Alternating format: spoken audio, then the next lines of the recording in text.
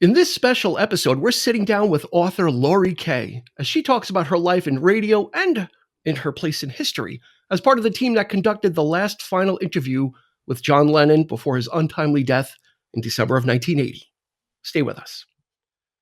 Welcome, friends, to the 3324 podcast.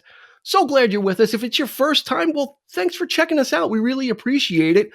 There's a whole bunch of stuff in the back room. So after you're done with this episode, we've got episode after episode of classic music, classic movies, and it's free entry. Just go back there and check out whatever you like, and stay for a while. We really appreciate it. And if you're one of our returning listeners, we've got a very special episode that I'm not going to waste too much time to get to, because I want to get to talking to Laurie. So our guest today is Laurie Kaye, and she's the author of her book, Confessions of a Rock and Roll Name Dropper, My Life Leading Up to John Lennon's Last Interview.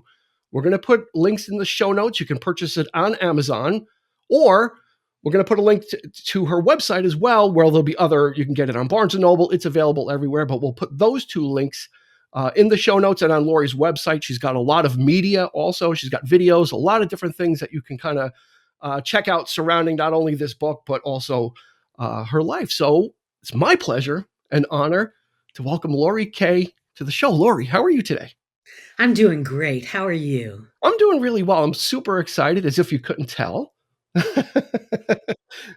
too. Yeah, it's. I read the book, of course, and I really enjoyed it. And I think our listeners really are going to connect with your journey and your life in radio and all the different experiences that you've had.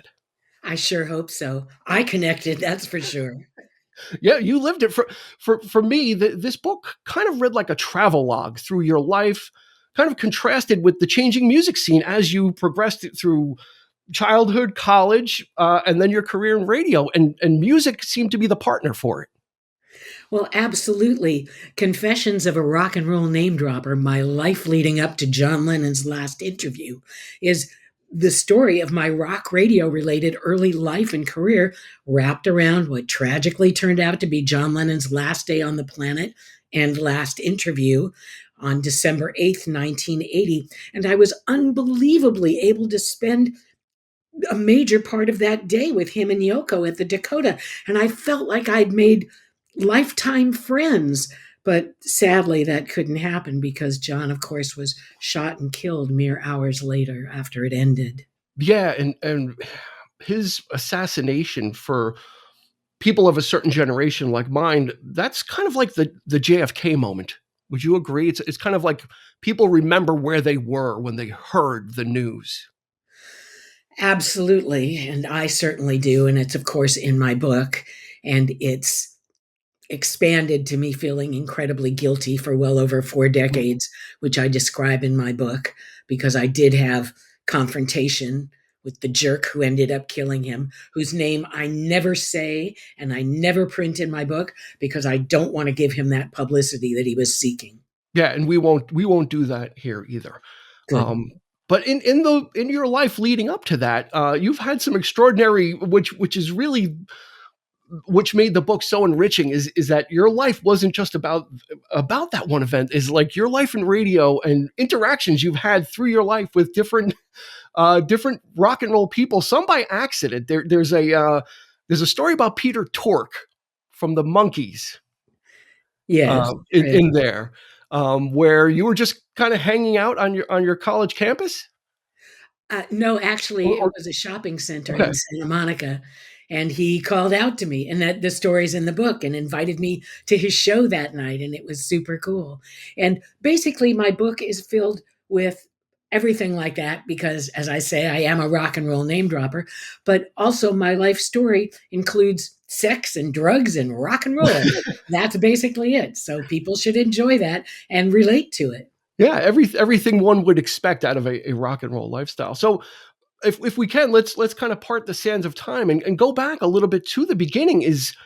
Were you always interested in a career in radio, and or did you ever think you'd end up in radio?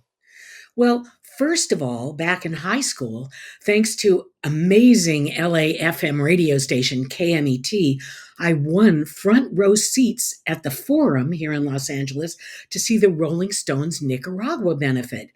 And when I went to pick up my tickets at the radio station, one of my all time favorite disc jockeys, B. Mitchell Reed, otherwise known as the Beamer, invited me into his studio with him on the air to find out about me. And when he heard my voice, he told me I should definitely consider working my way up to my own on air radio career. So that was thrilling. And then a few years later, when I was a student at UC Berkeley Journalism School, my number one professor there said I was already a super talented news writer. And he advised me to apply for an internship. So I did at KFRC San Francisco radio station's news department. And of course, I got it. And then I ended up dropping out of college because they offered me the news editor job right away. And so that was amazing. And I also became a rock radio special writer and co producer right away, and rock star interviewer and on air newscaster eventually. And my incredibly talented KFRC news director, Joe Interrante, was the only on air female in our news department. And she was super encouraging when she realized my talent and potential on air ability. And she was the one who was originally asked to write what would become the longest radio Beatles special ever created in the United States. Um, and but since she was already so busy, she recommended me instead, which was amazing and totally started the Fab Four part of my career. And so when I got my newscaster gig at KFRC eventually, Joe Interrante had already left to become the head of the RKO radio network in New York. So I was the only on air female newscaster at KFRC in 1979 and 1980, which was incredible. Yeah, and you talk about that in the book a little bit, and that kind of resonated with me. Where at the time you were getting into the business, it was a largely a male dominated career path. So how did you did that make you feel like you had to work harder to kind of get inroads even further, or can you walk us through a little bit about how you're feeling trying to enter the business that way? Well, it was incredible because my news director, as I mentioned, was a female, an incredibly talented female.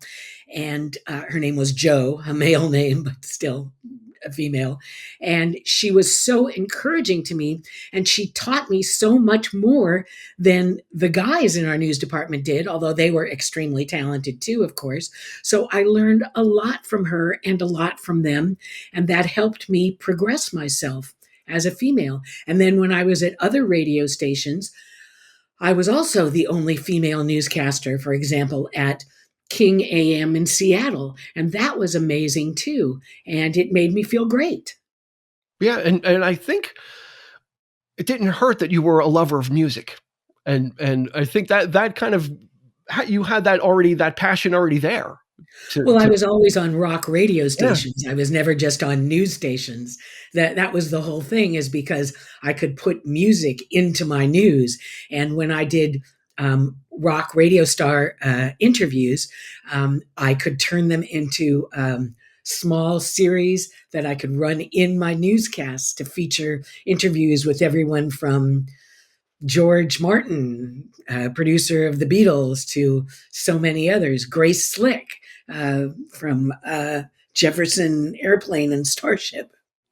yeah, and the book takes us through all those different eras, also from the like again from when you were growing up in the early '60s to kind of the late '60s. You talk about a lot of the clubs that you went to as a youngster, and got to see a lot of these bands like Buffalo Springfield in these small intimate venues, and I like how that tracks with your career, and as the reader, being able to kind of hear these stories even before you got into the business, that you were a lover of music, and the book starts off with that Rolling Stones story about you ditching school to get the tickets and getting down to the radio station. So music, it seems like, has always been a big part of it.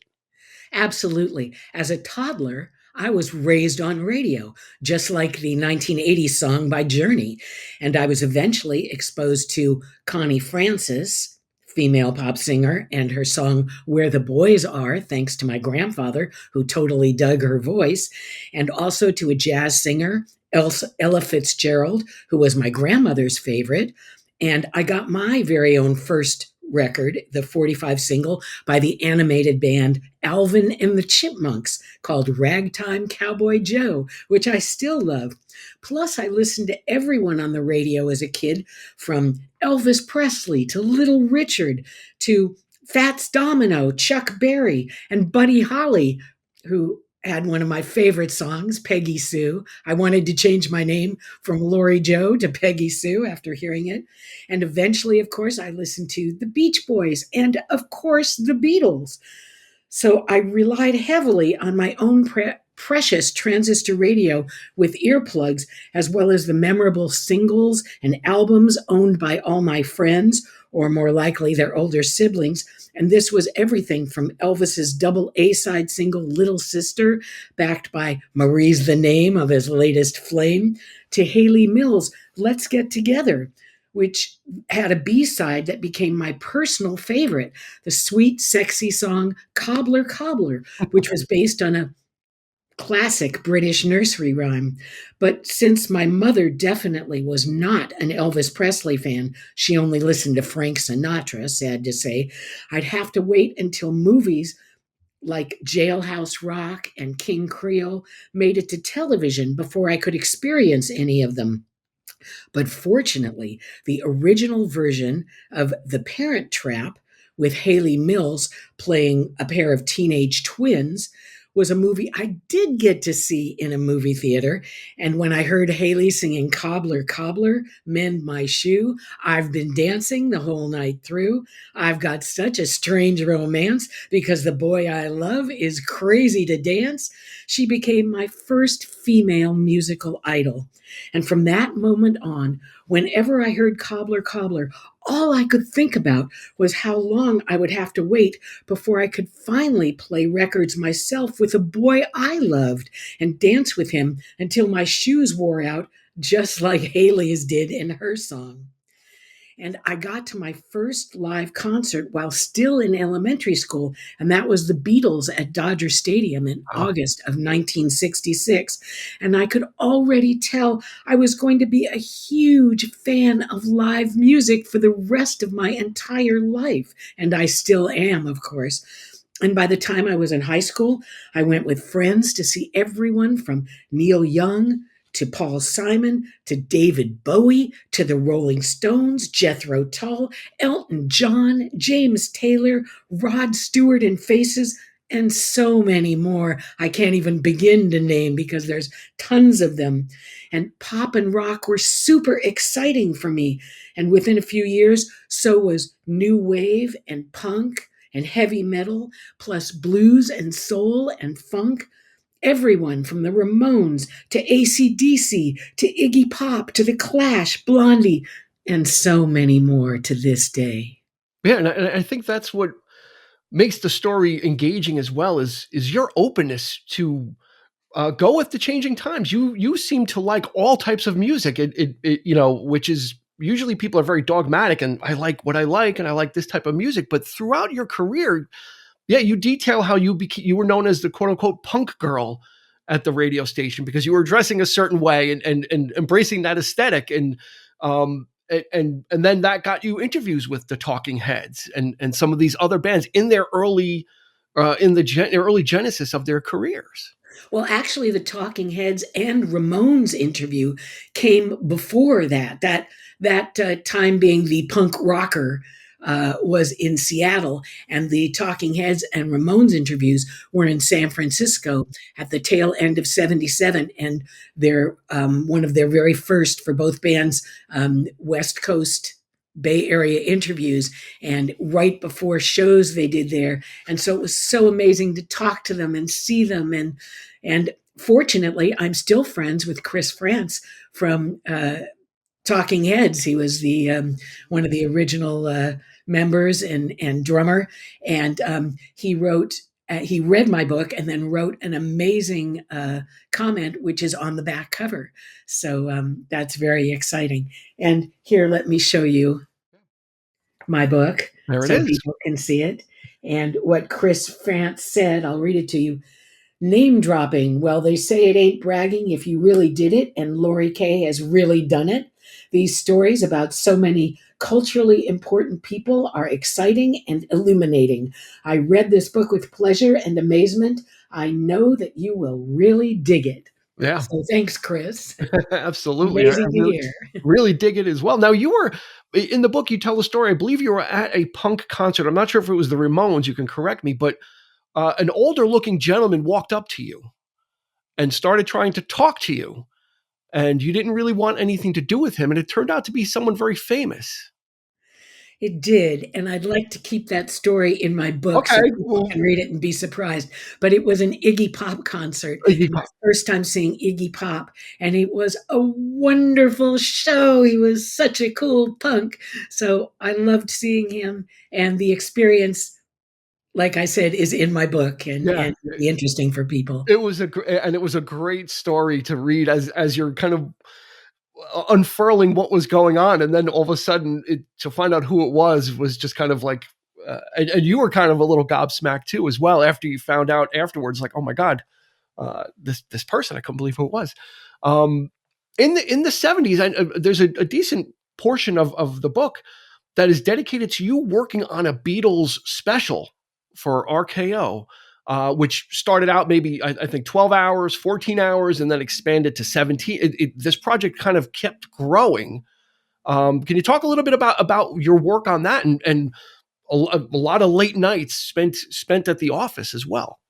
Absolutely. Well, it was originally 14 hours and took over a year for me to write and co produce with Dave Sholin and Ron Hummel, also producers. But I was the only writer and interviewer for it and researcher, that kind of stuff. And it was amazing because during the day I was working all day as the news editor at KFRC. So I had to stay up the bulk of the night, which involves the drugs in my sex and drugs and rock and roll version of my book. So I did a lot of speed and everything so I could stay up and keep it going. And that's what enabled me to get it done, write it all up so soon in just so many months. And the show was originally called RKO Presents the Beatles, and it was the longest Beatles radio special ever created in the United States. And then within a year, they decided to syndicate it so it could play all over the world, not just in the country on RKO stations.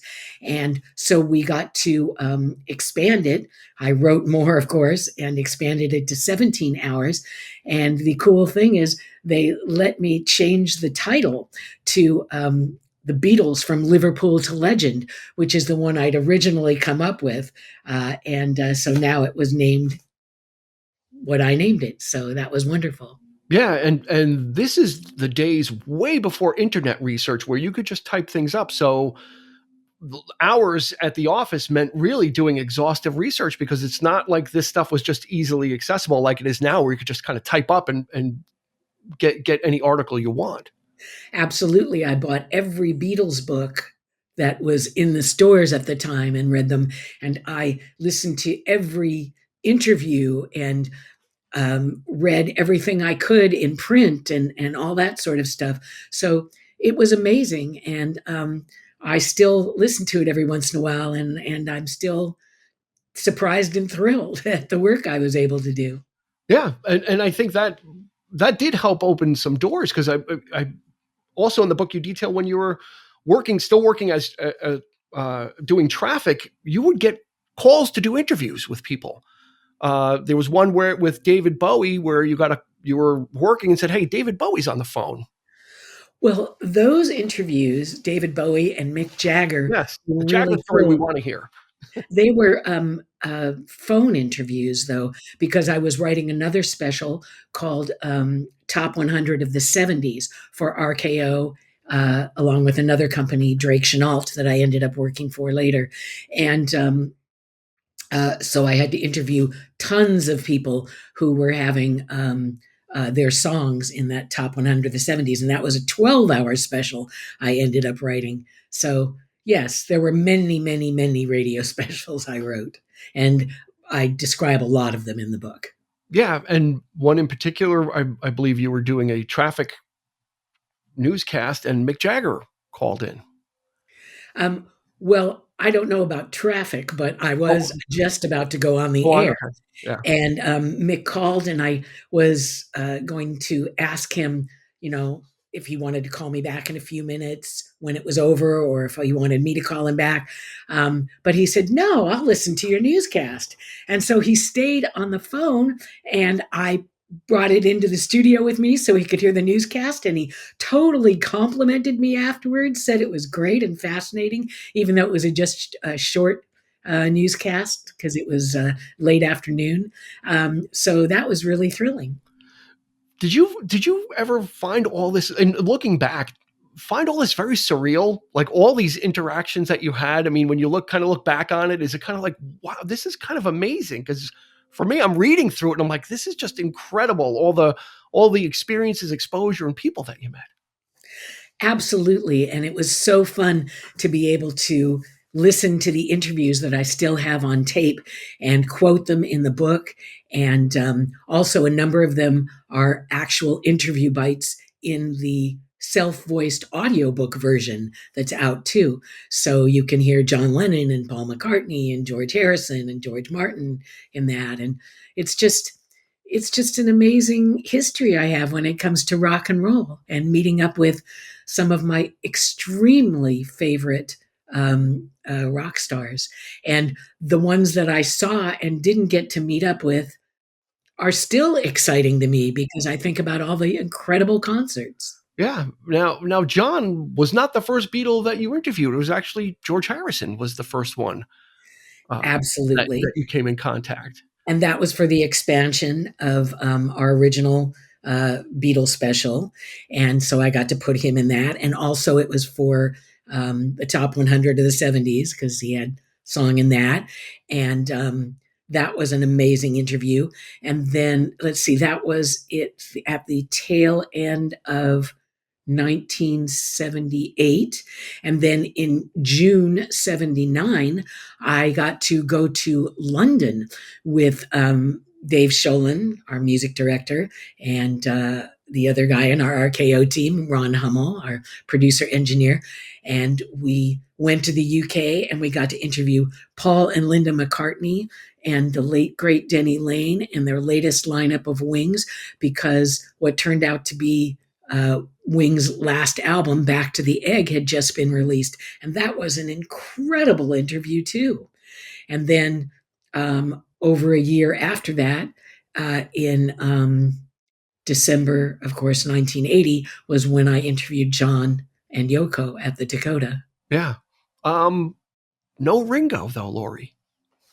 What happened to Ringo? No, How can we get you with Ringo so you can kind of complete that and have all of them? You know, it just never came your way, or he's just not very interview prone, I guess, perhaps. well, it was just something that Yeah, Dave Sholin, our RKO, never thought was needed, because we already had interviews with him on yeah, tape and from previous times, and so it just never happened. But I still think that you never know, it could hopefully happen one day. And this past July it was very exciting because Ringo has his outdoor birthday celebrations here in Beverly Hills at a park where he's donated a statue that he made. It's a hand with fingers, and he stands in front of it and talks, and then he has his birthday celebration. So I went to that and no, got to stand out and see him, and I gave him a copy of my book. Well, I didn't get to personally hand it to him, but I gave it to somebody that works for him and sign it. And hopefully he's read it, and hopefully he loved it, and hopefully I'll be able to interview him or at least speak to him one day. yeah. So it'll be all of the Fab Four. That would be wonderful. Yeah, it would be absolutely fantastic. Don't forget, there'll be links in the show notes to purchase the book. So you can get it on any format that you like. Well, it'll be in, all the links, main links will be in Laurie's website, which we'll have the link for, and then we'll throw the link in for Amazon because that's pretty easy for people to get to. So we're kind of leading up to, and you mentioned, 1980. So how did you end up as part of the RKO team that ended up flying out to New York? Because you're West Coast based. John Lennon had emerged from really almost pretty much a 5-year hibernation at this point, where he had really kind of gone radio silent, as it were, to become a father, spend time with his son, spend time with his wife, and then decided, it was time to reemerge. So that must have been surprising to say the least. And so then how did you become part of that team to come out to New York? Well, our entire RKO radio team, me and Dave Sholin and Ron Hummel, were West Coast based. And the Lennon Ono interview got set up thanks to Warner Brothers Geffen Records exec Bert Keane and, of course, Dave Sholin, who were both part of our team going to New York along with Ron Hummel and me.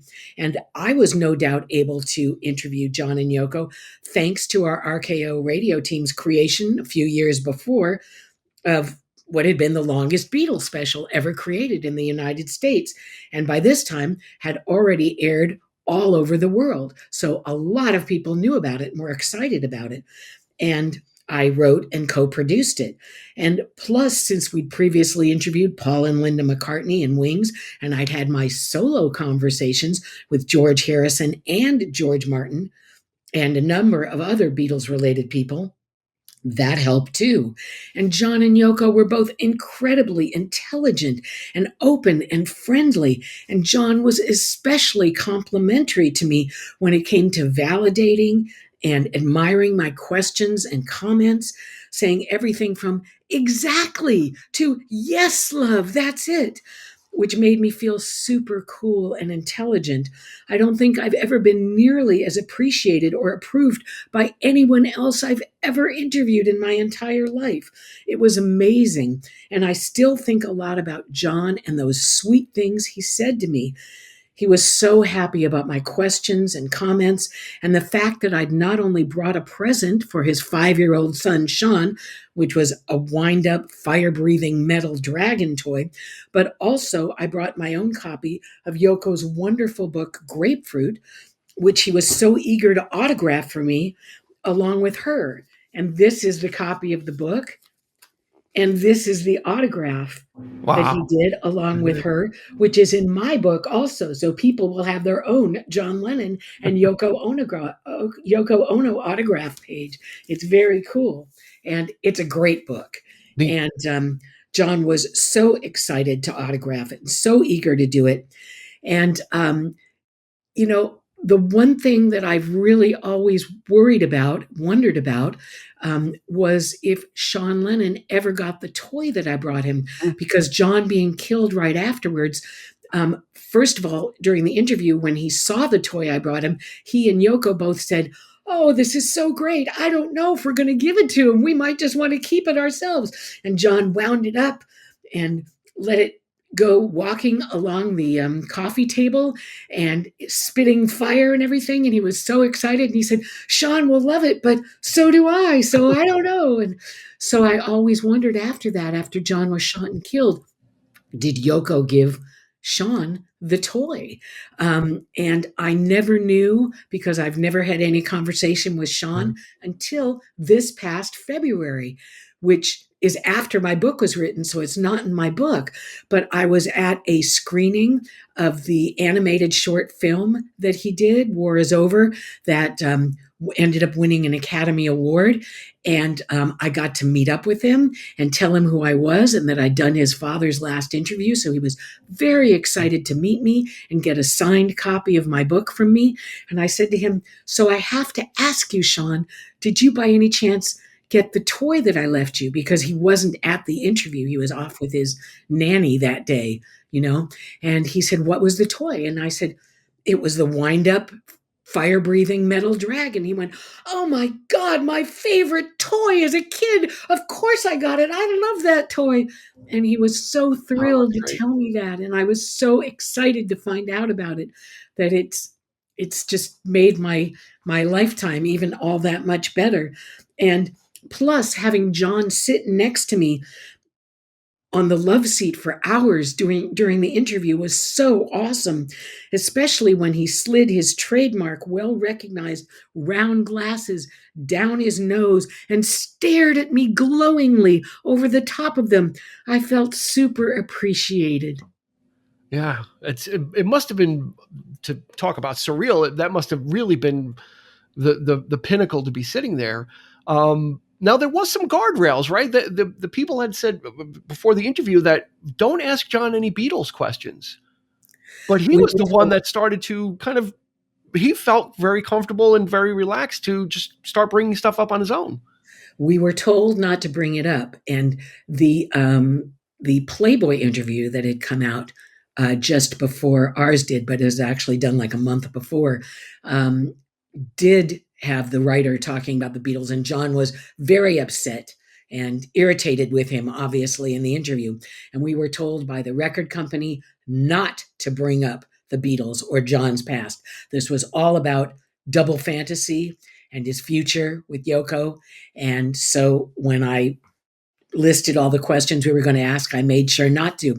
But John himself, thankfully, brought up the Beatles and his past a lot and told us incredible things, like gave us his story about meeting Paul McCartney, gave us his incredible full story about meeting up with Yoko Ono and their first date and their first recording session and their first time making love. And that's all in my book, too. It was amazing. So it all worked out. And he talked about what he wanted to talk about, which was everything.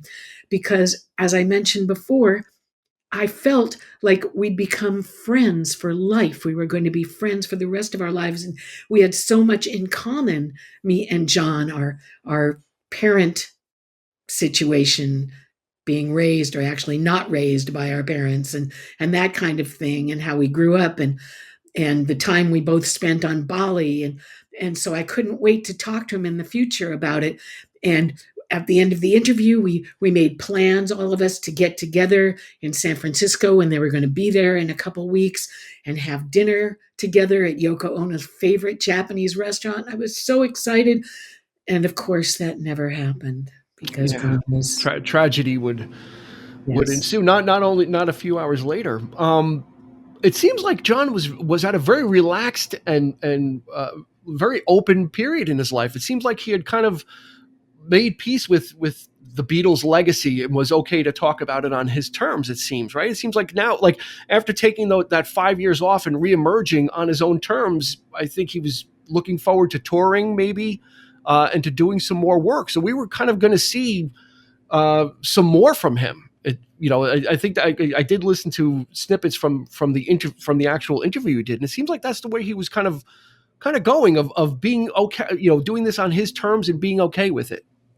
Well, he was super excited at the thought of going on tour with Yoko and the musicians that they'd recorded Double Fantasy with.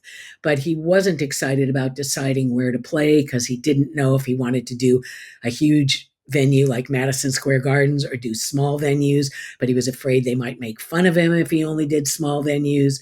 So he wasn't really sure when it would happen, or even, to be honest, if it would happen. But it still was thrilling to him about being on stage with Yoko again after all these years, which was exactly what Paul McCartney had said when he was talking about touring with Wings and Linda McCartney. He loved being on stage with his best friend and his wife, Linda. And that was really wonderful. And our interview with George, he wasn't excited about ever going on tour again. He just wanted to stay home with his wife, who was not a musician, and his their new son. He was thrilled to be married to Olivia, and our interview took place right after their marriage and the birth of their son Danny. So it was amazing to find out all of this from the Beatles that I interviewed. Yeah, to get those little insights and those glimmers into their personal lives and how they feel about it. Yeah, because I mean, much has been made over the years about Linda going on tour and whether she's a good enough musician or whatever. In the end, if they're happy with it and everybody's good with it, why not? We're if Paul McCartney's happy on stage and his wife is there, that's great. If John was going to tour and Yoko was going to be there, that's great. So much the better. If it makes everybody happier and more willing to give of themselves and us to be able to experience it. So yeah, I always thought it was all good. It's kind of like, yeah, it's, if I get to see Paul McCartney and his wife's part of the band, that's great. I love it. It's so much the better. Absolutely. It was so sad for me years ago when Linda McCartney died too, because I really enjoyed meeting up with her and getting hugged by her and getting her autograph. And of course, getting hugged and kissed by Paul McCartney too. And as I mentioned in my book, smoking pot with them and the rest of the band and my RKO team at the office in London. And we just had a wonderful time. Not too shabby. Nice work if you can get it, Laurie. I'll tell you that much. Absolutely. As we wind down, I want to thank you for spending this time with us. We're leaving a lot on the table because I want people to read this book because there's so much in there that Laurie has experienced and like I said, I felt like it was a tour guide through a magical time in music when artists were coming up that are big names like now, like Elton John and James Taylor. And you were there when they were little sprouts and little seedlings and getting to see them in small places and going to iconic venues like the Troubadour and some of these other ones. And I think it's a great read for anybody that's interested in rock music or music in general. And like I said, you're kind of our travel guide through it. And I really kind of connected with the way you're people of a certain age like me and others were brought up on radio, and that's kind of a lost thing where you radio was an escape. You went into your room, listened to your radio and heard songs that you connected with, and your book, Laurie, just really kind of details all that. And I thank you so much for kind of giving us that and giving us that glimpse into your life. Thank you. And another thing I think people will really relate to who are super cool music fans is that every one of the 18 chapters of my book is named after a rock, pop, or even musical song, and relates to what the chapter each is about. So that was really fun for me to do too, and it was so exciting to write, and so exciting to have people read and leave me reviews. And I hope everybody does read it and leave a glowing 5-star online review on Yeah, Amazon or I Goodreads or Barnes and Noble or any of them. I think So it's easily a 5-star review, and that's coming from someone. I don't read a ton of books anymore for some reason. My attention spans got shorter, but I loved this, and I tore through it because I just kept on going. But before I let you go, let's do just a couple of fun questions, if you could. I wrote down 3 questions.